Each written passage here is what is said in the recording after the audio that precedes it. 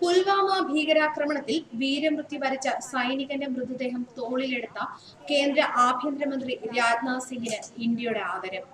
സൈനികരുടെ മൃതദേഹങ്ങൾ അടക്കം ചെയ്ത ശവപ്പെട്ടികൾ ത്രിവർണ പതാകയിൽ പൊതിഞ്ഞ് വിമാനത്താവളത്തിലേക്ക് കൊണ്ടുപോകുന്നതിനിടെയാണ് അവയിലൊന്ന് തോളിലേറ്റിയത്.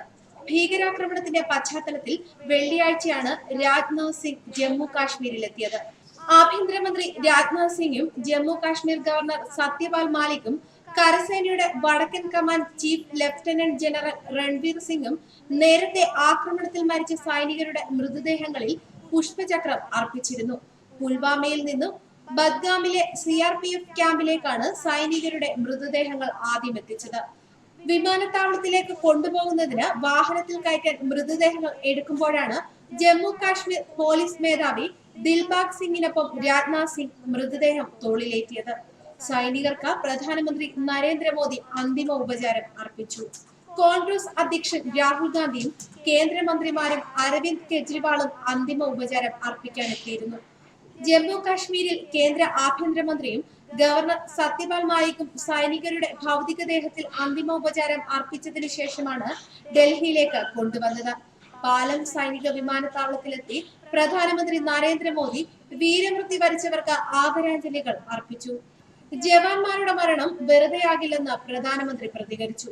തിരിച്ചടിക്കാൻ സൈന്യത്തിന് പൂർണ്ണ സ്വാതന്ത്ര്യവും നൽകി കഴിഞ്ഞെന്ന് പ്രധാനമന്ത്രി വ്യക്തമാക്കി.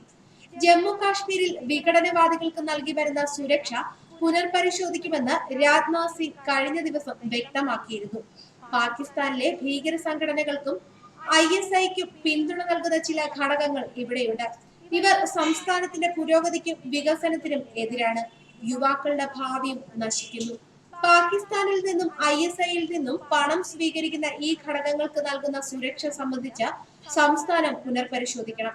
ഭീകരതയ്ക്കെതിരെ നമ്മൾ നടത്തുന്ന പോരാട്ടം വിജയിക്കുക തന്നെ ചെയ്യും. ഇതിന് രാജ്യം മുഴുവൻ നമുക്കൊപ്പം ഉണ്ടാകും.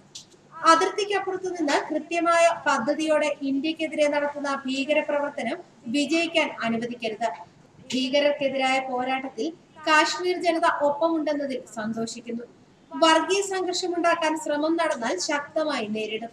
രാജ്യം ഇത്തരം പ്രശ്നങ്ങൾ നേരിടുന്ന സമയങ്ങളിൽ വിവിധ ഭാഗങ്ങളിൽ സാമൂഹികവും മതപരവുമായ വ്യത്യാസങ്ങൾ അവഗണിച്ച് ഇത്തരം ശക്തികളെ തോൽപ്പിക്കാൻ നാം ഒന്നിച്ച് അണിനിരന്നിട്ടുണ്ട്. പുൽവാമ ഭീകരാക്രമണവുമായി ബന്ധപ്പെട്ട് സുരക്ഷാ വീഴ്ച ഉണ്ടായോ എന്ന ചോദ്യത്തിന് അക്കാര്യം അന്വേഷിക്കേണ്ടതാണെന്നും അതിനുശേഷമേ അക്കാര്യം അറിയിക്കാനാകുമെന്നും അദ്ദേഹം പ്രതികരിച്ചു. ന്യൂസ് ഡെസ്ക് മലയാളി വാർത്ത.